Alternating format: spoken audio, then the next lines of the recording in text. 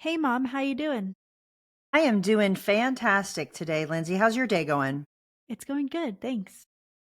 Yeah, I am really excited. I get to invite someone that I used to see on a pretty regular basis and love working with. So today we have a good friend, Mike Wagar, who's the Senior Vice President and Agency Banking Market Leader of Westfield Bank. That's a mouthful, Mike. Wow. With yeah, we like long titles here at Westfield Bank, so it encapsulates a lot. But yeah, it's a mouthful to say. Yeah, well, so grateful that you were willing to come on and join us today on the podcast. Thank you so much. Oh, my pleasure to do it, Carey. We go back, a long way, and have worked on a lot of things together, and it's my absolute pleasure to spend some time with you. So, we're looking forward to our conversation. Fantastic. Well, here's the thing. You and I have been in this industry for a while. You've probably been in it longer than me. I've been in it 16 years. And I will tell you, this past year might have been the most change I've seen in the industry in one condensed period of time than ever before. We are in this crazy post COVID employment situation for agents. We've got a hard market. We've got rising interest rates. We've got all kinds of stuff happening. I mean, we've got still an aging demographic. My question to you is what's been the impact of all these forces coming together from a banking perspective? Are you seeing a rise? Are you seeing a decline? Are you seeing any change? Yeah, I tell you, there's been no dull moments really the last 3 years, Carey. I mean, starting with COVID, and when COVID hit, we were starting to, I guess, what I would call the rush of a lot of transactions. You start to see a lot of perpetuation, a lot of acquisitions going on. Then COVID hit, and everybody hits the brakes and goes, okay, what's going to happen now? And then everyone took a breath. We did PPP loans, which kept us very busy for a couple months. And then it picked right back up where it left off, right, from an acquisition and perpetuation standpoint. But we were dealing with the challenges of remote work and doing Teams or Zoom calls all the time, which, you kind of reserve those, at least we did before COVID, for like the special occasion, or we just can't get together. So we'll do this as a last resort because we prefer to be in person. And now it's become part of our everyday, activity in doing that. And so you've got that, you've got a far more mobile workforce. There's been a lot of changeover in a lot of industries. Insurance and banking, certainly are right there with it. But in 2020 and 2020 were two of the most busy and the most activity in M&A and perpetuation that this industry has ever seen. I mean, the percentage of turnover and the percentage of people, and I think if you looked at maybe the root causes, I think there was a few things that kind of came together to really ramp that up. It was you had a very low interest rate environment at the time. In general, insurance and insurance agencies didn't feel brunt of effect of COVID from a financial standpoint. They all performed pretty well. And then you had, what's still an aging demographic who said, maybe it's time for me to exit because all these external things going on, I've just had enough. And then you have on that side, then you have in the buy side, lots of cheap money out there, lots of appetite for acquisition, lots of things going on. And so you put that together and there's an explosion of activity. So 2020 and 2020 were record-breaking years, and 2022 backed off a little bit, but still pretty robust. And then we get into mid when you start to see interest rates coming up and some more economic turmoil is going on. And throughout 2020 so far, that has been even more exacerbated with what's going on. What I've seen happen in the industry at this point is private equity, who had been predominantly the buyers in a lot of these things, has actually slowed down a little bit. They're still there, they're still prevalent. But I was at a conference in January this year. We were talking about the impacts of interest rate increases and these things. And you've seen a lot of private equity firms who are relatively new to the space, who recently got capital raises, was really cheap when they got it. And Sure. now the cost of that capital was going up and it was putting some of them on the sidelines. And I saw it as an opportunity for the independents to get back in the game. There are so many independent agencies who just didn't want to, nor should they compete with crazy high multiples and deals of private equity. And they were on the sidelines naturally. And this has given them an opportunity to come back in. And we've seen a tremendous uptick in activity from the independents now jumping back into the game and acquiring people. Certainly, borrowing costs are higher than they used to be, and they may be for an extended period of time, but I've yet to find a deal or a case where someone has decided not to do a deal because of the interest rate environment at this point. It's funny that you say that because I think a lot of buyers think that they needed to compete with private equity, which is impossible, by the way. If you're using a bank Hmm. loan, unless you've got a balance sheet to pay way a crazy amount down, there's no possible way you can do that. But the reality is, not all sellers want to sell to a private equity organization. I mean, and not all sellers are even a fit for private equity. So I think it's really interesting that you said that because you shouldn't compete. You should know what your value proposition is and how you fit with the buyer and what they want. Because there's so many buyers out there that say, you know what I want? It's not it's the price is not the most important thing to me. What's most important is I want to take care of the people that helped me get here. I want to take care of my customers. I want a seamless transaction. And then I want the highest price when I think of those things, or I want the name to stay the same, or I want the location to stay. Like, there's lots of things that are important to people. And sometimes when it's a private equity, those things are different. Like the outcome of that transaction are far different, right? Oh, 100%. And whenever I start a conversation with an agent about this process from a sales standpoint, and even if you're a buyer talking to a seller, there's really three big questions that they have to get answered on where the right fit is for them. And it's what do you want? So you mentioned that, what are you looking for? When do you want it? So when is your transition time? And then lastly, how do you want it? Meaning, do you want all cash up front? Do you want the absolute top dollar? Do you want your people to stay there? Do you want your name on the door? There's value to all that stuff. Do you want to get paid out over time? So there's all those different features that go into it. And you're 100% right. Private equity is not a fit for everybody. There's not necessarily a wrong answer, but you are totally correct in that if you're an independent agency trying to compete with a PE buyer, I don't think that's appropriate. They're paying high multiples because they are going to slash all the overhead and they can fold it in and they can afford to do that. Where with an independent firm, there's a lot of more, you're buying talent, you're buying some name recognition. Those things are important, and there's a price with that too. No doubt. So I know a lot of agencies that are like turning over right now are multi generational family agencies. So when those types of situations come to you, like what advice would you give them, or what's the kind of the process for that to happen? Well, a lot is planning, Lindsay. So, you can never start planning early enough for these transitions. We all too often see someone who says, I'm ready to retire, and there's been no perpetuation plan in place. And then those conversations with that next generation haven't occurred, or they've been very high level, and they may not be prepared to do that, to buy into it and take that on, or they may not Right. want to do that. And then Right. that's Yeah. where that ends up being that outside sale. But I think the ones that are the most successful there's been a multi-year plan and a multi-year conversation in place with, this is how this is going to work. We're going to ease you into it. We see programs where the next generation buys small chunks at a time so they can walk before you run with some of that and not make it too onerous, because the hardest time for a buyer is that very first year you buy, right? You have a new debt or you have a new payment to make. And yes, there's more money coming in the form of distributions, but it's a whole new world of being an owner versus being a producer or something like, or even just a high level manager. So that first year is the toughest. And if there's not a good plan in place for how that transitions over time, it can get pretty challenging. So the most successful ones, and that's the first thing I say, is what is your plan and what are you trying to achieve? And let's work backwards from there, either from a financing standpoint. And as bankers, we sometimes play consultants too, right? We're holding hands along and talking through a lot of different scenarios. And so we try and work with them really closely to say, let's figure out where you want to end up and we'll get you there. We'll help give you some ideas and some ways to structure these things, both from a finance and a tax standpoint. And then really most importantly, from a culture standpoint, are you ready to step up and be the leader? Are you ready to take on those other things that go along with that? So that's huge, Mike, because if internal and in particular, sometimes the exiting owner wants to stay for a period of time and continue to play a role in the agency. There's someone internally stepping up, which means you've got to backfill what that person's doing.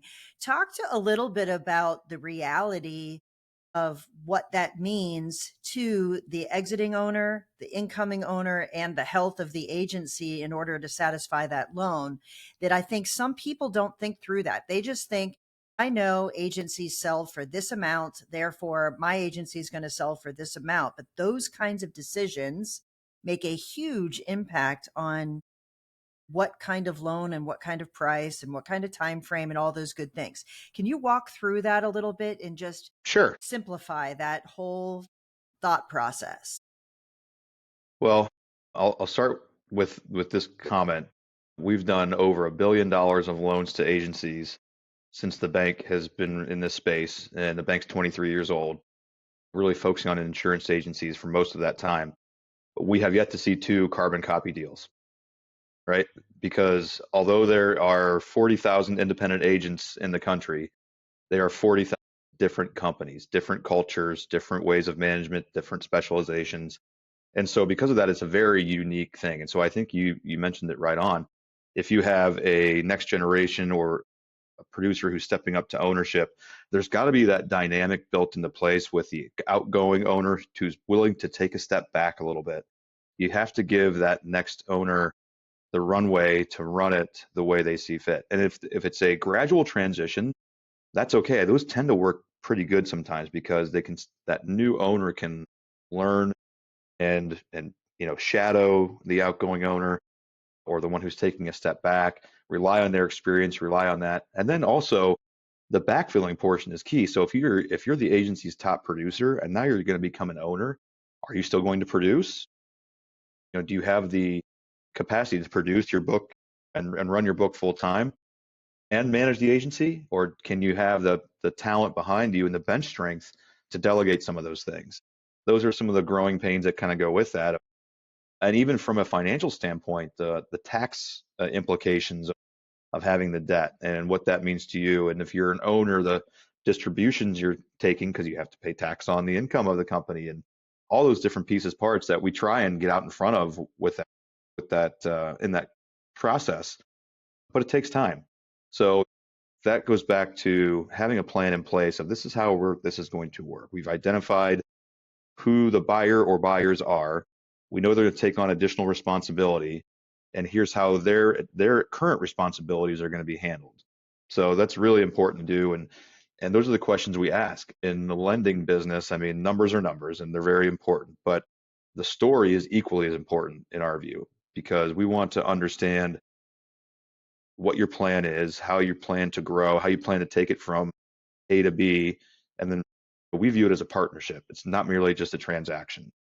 And so our intention is that if we make one loan to an agency, we want to make several loans to them over time, where as they keep perpetuating, have new producers coming in, finding new owners, making acquisitions. And so we really try and form that partnership and get to know them and have them get to know us as well. So that planning process is an ongoing conversation. It's interesting that you say that because I think, at least in my line of work, someone comes to me because there's a reason. And I think for the same thing for you, like they come to you because there's an imminent transition or there's an imminent thing that they need to do. And sometimes it's not too late, but you wish that they would have come earlier. So the fact that you have agencies that you have relationships with, tell me the difference in dynamic of lending to someone that you've got a relationship, you understand their business, all of that, versus someone that you're just meeting. Like, what are some things that are different in that dynamic that if you could tell the ones that have never met a banker before, they've never actually gone through the loan process, what they should know in order to make that go better? Yeah. Yeah, a great question. So someone that we're working with for the first time, or if this is the first time that they have talked to a bank or done anything like this from a business standpoint, there's a lot of education that go involved. We talk to them and ask them to tell us your story, give us your elevator speech, tell us about you and your agency and what your plans are. And then we want to share the same story because I think it's equally important on the borrower side to know who they're partnering with. Here's what we're about, and here's what we do. And so there's usually a longer courting process, if you will, because we're trying to get to know each other and see, is this a good fit? I mean, there have been situations where we've had conversation and it's not been a good fit or a good timing for whatever reason, and that's okay. Nothing is permanent as far as that goes, but it just may not be the right time. So there's a lot of the education, a lot of get to knowing, relationship building, and you want to establish that trust. And I think the most important thing to do that is you have to establish your credibility and the trust on both sides. In other words, we need to demonstrate to the agency that, this is not our first rodeo and we've been down this path before. We know your business. We understand how this works. So you don't have to educate us on this. Consequently, we want to hear from them. Are they prepared to be an agency principal? Are they prepared to go to the next step? Are they prepared to execute on the plans that they've drawn up? And so we've got to have that trust that's very mutual. Whereas if you have an existing relationship, those conversations are happening frequently. I think that's the biggest difference. We look at our larger clients and the ones we interact with the most, we're communicating on a frequent basis via text, phone, email, whatever it may be. And oftentimes we set up just quarterly meetings just to have those conversations of, hey, what's going on? And what are you seeing out there? And do you have any challenges going on? We tell them how the bank is doing. And oftentimes it gets into a very exciting economic conversation about what's going on. So it's that ongoing dialogue. That's a really key thing. How long does, and I'm sorry if you said this, I might have missed it, but how long does it take for someone who comes to you and wants to buy an agency, but maybe never has before? Like, how long does that Yeah. relationship building piece take? Well, it's all over the board, as you might imagine, right? Because no Yeah. transactions are the same. There are some that, you have very well qualified buyers. They have a plan in place. They're ready to go. And we can turn in 30 to 60 days, depending on different circumstances. There are some where it's a year plus of conversation because they're just starting to get prepared to do those things. And it's oftentimes a longer cycle because they are trying to get the right pieces in place, both financially, culturally, organizationally, to be ready to do that. So it can go really, really fast sometimes, and it can be 1, 2 years, even longer in some cases. I mean, I can think of a And case so, where we worked with somebody for 3 years before the transaction happened, just because there was so many moving pieces, parts, and it was establishing that trust and that rapport and that relationship. yeah. And when someone does approach you, whether you know them or not, do you guys require like some sort of business plan outline of this is where I'm taking the agency, this is what I'm planning to do? Is that part of the process as well? Yes and no. And then the only reason I hesitate is that it largely depends on what they're looking to accomplish. If it's a brand new firm or a newer firm and they say we want to grow by X percentage in the next 5 years, then well, give us a plan. Let's talk through how you plan to achieve that. In some cases, it is here's our story. We want to accomplish A and B. We've got it in our sites. We've got it well defined. And so it's not necessarily a formal business plan as a requirement. Okay. It's really a very much case by case. However, I would say that in our conversations and as we start to work with somebody, we talk about those business plans and what they are. And it may not be as formally documented in every case, but we're having those conversations. So, Mike, I got to tell you, I get asked that timing question all the time. Like, if someone wants to sell their agency, how long does it take? If someone wants to buy an agency, how long is this going to take? I also think it matters when they reach out in the process. So they can think Hmm. they're all the way down the line and they could have agreed on a price, they could have agreed on this, and then they go to lending and the lender says, sorry, not quite, because we aren't going to underwrite that much, or you need a larger down payment, or whatever it is. Like, you guys are an integral part of that plan. I think it also matters when they engage certain people to make sure to make that go smoothly. Wouldn't you agree with that? Totally, totally. We've had cases where we've had to have some hard conversations with borrowers. They've signed an LOI. We want to close in 2 weeks, and look, it's just not realistic. Not just from our side. We need time to underwrite and get things through, but have you engaged your attorney? There's legal documents you need to That's engage, right. and your accountant. Have those tax conversations. So to me, sometimes it's a bit of a red flag if they want to go too quick. So it makes me question, have they done the right amount of diligence? Do they have their ducks in a row? So usually I recommend is get your advisors involved as early as possible. We don't necessarily need to be involved as you're going out and finding potential acquisition targets or what that would be. I mean, that's one part. But if you're having that conversation, say, hey, I think I may have something, then that's the time to engage your advisor team. and they can say, answer a lot of questions of what do you need from me to evaluate this, again, on all sides. How long do you think it will take? And I think it depends on, I think it's important to engage early and often. One. So listen, I know none of us have a crystal ball, right? And we talked about why 20, had a huge uptick, in my opinion. Honestly, 20, I have more people now that I think have positioned themselves well to say, I'm ready to buy. And there's a lot of people saying this hard market is a lot. I've had transition on my team. I've had, and honestly, I'm worried that this might be also the high. Everybody's worried that this might be the high and things are going to go down, which is Hmm. interesting because multiples have done nothing but grow over the past, certainly since I've been paying attention to multiples in this industry. They've grown from a private equity standpoint. But if you had a crystal ball and you were looking to 2020, what do you think is going to happen in the marketplace, and what should people expect to have happen? Yeah. Well, I always say my crystal ball is foggy, so, but I'll give it my best go here.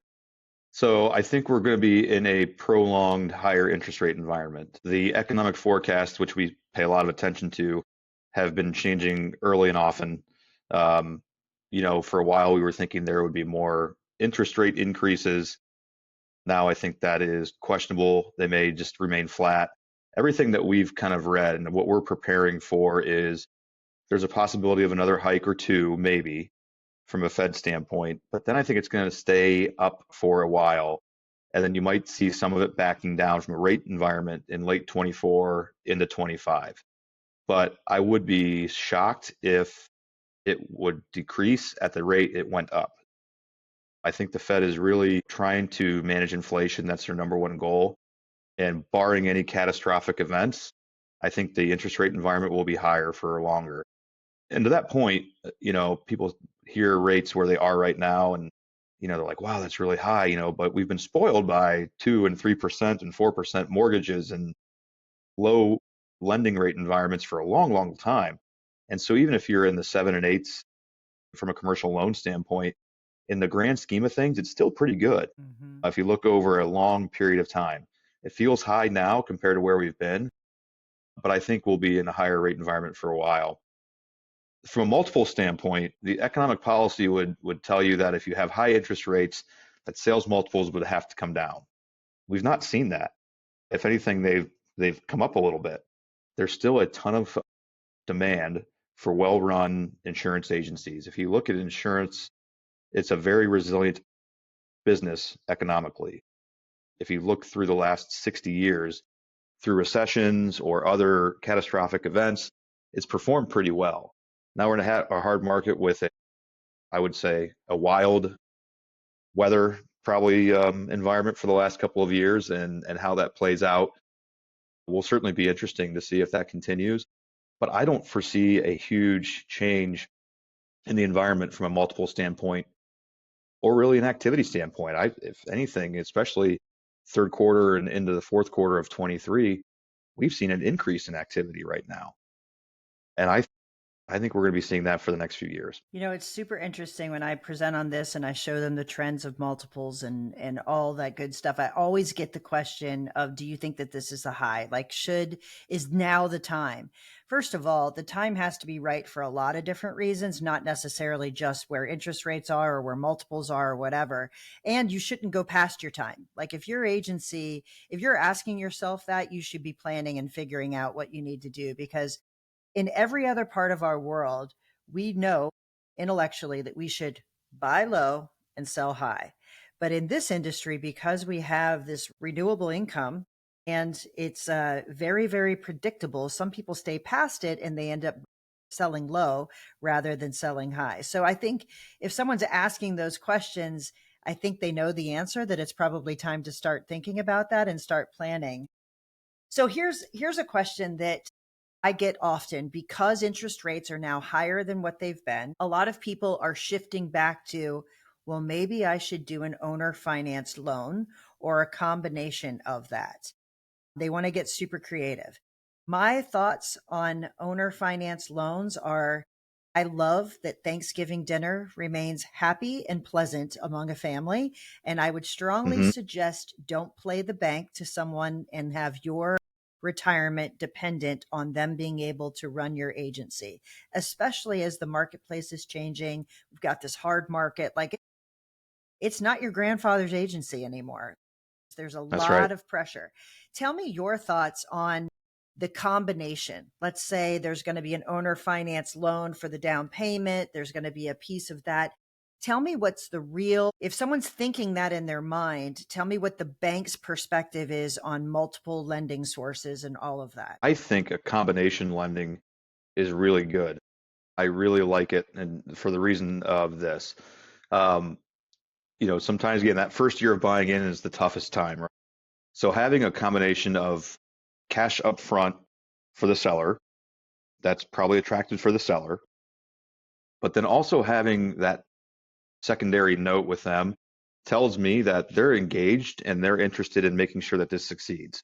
So having that seller carry some paper, it can be beneficial for the buyer, but they're also then committed to making sure that this transition is going to go well. I'm going to make sure that they don't fail because A, my repayment obviously is dependent on that, but also B, I've got a lot of sweat equity built up in this agency. I'm willing to play bank for a little while just to make sure it goes well, and I'm going to make sure that I'm going to do my best to make it go well. So I really like that because it keeps everyone engaged and kind of around the table. I do think certainly, if a seller is willing to do things at really cheap terms and they're okay getting that there's some things to be said for that. But I think it's if you look from a seller standpoint, they're typically, when they're selling a portion, they're giving up some compensation from a salary standpoint. And so getting some cash up front helps them kind of replace some of that compensation, paying a little tax. No one likes to do it. It's not the worst thing in the world. Paying a little tax on that, and you can kind of, stretch that out over time. So I think a structure like that is really good. Even in an acquisition, I would sometimes get concerned if the seller says, "Hey, I want all my cash up front and I'm gone in 30 days." To me, it's like, well, what are you running from? Mhm. So that gives me a little caution, and that's far from a blanket statement because again, everything is different. Having even a seller carry a note for a certain period of time, whether it's a year or two, again, just to keep them engaged in the transition of the accounts and the culture and the employees if they're sticking around. I think that's a really smart thing to do on both sides. I would agree. So If it's not a win-win-win, there's something wrong with the deal. Like, that's the reality. If it's super lopsided to one or another, it's bound to have some serious challenges without question, right? Yeah. And if you talk about, what's the fair deal? Someone told me this early on in my banking career. The fair deal is when the buyer thinks they paid too much and the seller thinks they sold for too little. That means that's a fair deal. so to wrap up, I would love to talk a little bit about people who are coming in and are potential owners, potentially who are younger generations. What are you seeing them do that is helping them be really successful at like in this market right now? I think the one thing that I've been impressed with when you have younger buyers coming in is their adoption of technology.